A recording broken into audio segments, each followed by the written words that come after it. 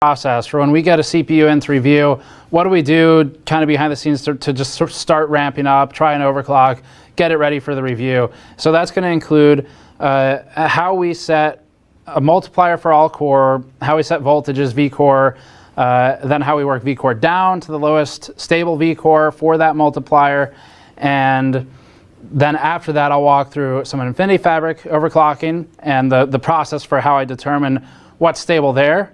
And then we'll look at memory last, hopefully, if we have enough time. So the reasoning for laying it out this way, and I hope if someone has time, maybe they can timestamp it in the comments below in the archive. But the reason I'm walking through it this way is because with AMD processors, they can get kind of complicated to overclock. So you have, looks like everything's good here in the chat. So you have, multiplier, obviously, you can do per core, you can do per CCX, stuff like that. That's enough work as is for a lot of people who haven't really gotten into it before. And then after that, you run it to Infinity Fabric. And if you start kind of trying to do everything, what's going to happen is it'll be unstable and you're never going to know why. And so the goal, as with any point of troubleshooting, is to do one thing at a time so that you can iterate and figure out easily what's stable, what's unstable.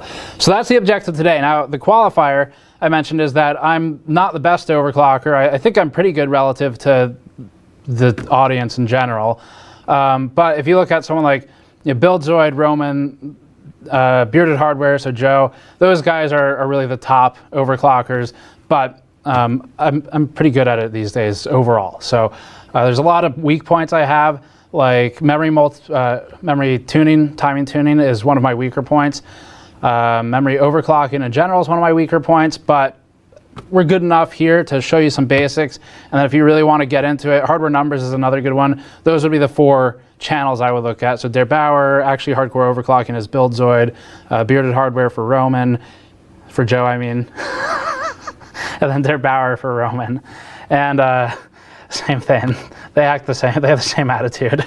So those would be the places I would go after this if you want some really detailed extreme stuff. But I'll give you the intro, the intermediate level stuff. Okay, so let's see. It looks like chat's good. Bearded Hardware, is he still around? Yes. So this is public, he's tweeted about it, but he just had a kid. I mean, not literally him. I guess technically he and his fiance had a kid. But so he's not posting right now. I'm sure he'll be back soon, but that's why he's on a hiatus right now. Better overclocker than ... J ? Someone says. Probably. Let's get into the stuff. All right, so system setups over here. I don't know if we might want to turn the light or something depending on how the lighting is, Andrew, but I'll walk through the system as we kind of get into this and as chat fills in. We are going to be using a 3600 XT.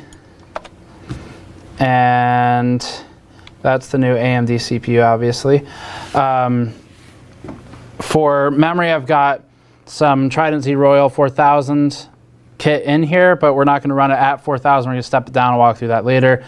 For the cooling solution, if you can call it that I have mounted, it is what AlphaCool is calling a 1260 millimeter radiator. So it's 3 somethings. I don't know, what is this? Are these 140s? These are 140s. So it's 3 140s per row. And there's 3 rows, so you can fit 9 140 fans. And they've basically, I don't know if they've welded them or what the exact process is, but they've stuck them together. They've glued 3 large radiators together to make one bigger radiator. So that is 1260. We have 4 200 mil fans on it. I do technically have 3 140s on the back, but they're not connected right now, so they're actually just going to serve to block airflow, but that's okay for today.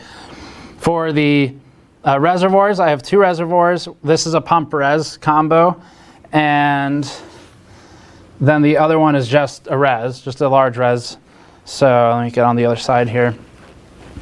This is large reservoir, pump res, and down here is dual pump. So this is an EK dual pump. So we actually have 3 pumps in this loop. It's probably completely unnecessary, almost certainly, because I've run more complicated loops than this with 2. But it's built with some expansion in mind. These are QDCs. So quick disconnects are really helpful for quick setups like this, but they do impede flow, sometimes a lot. And with the amount of these that I have in the loop, that's why I wanted so many pumps, because it's just, there's so many of them, it's going to impede the flow a lot. Plus we have some really long tubing runs, like this one over here, where it starts on the out of this pump, and then it comes back in all the way over here. So that's a pretty long run, which is why I'm running that many pumps. This side, there is a fill port back here on the 1260 rad. So we've got that closed off. Then we have in and outs here, and these feed only into the CPU. Now, in terms of talking about this being a kind of like more basic overclock, even though this looks crazy, I didn't get any further than I got with a 280 millimeter liquid cooler, because Ryzen's just, well, any CPU, you kind of start looking at like an exponential curve with voltage, where once you hit a certain point, like say 1.4 volts, the requirement to get another 100 megahertz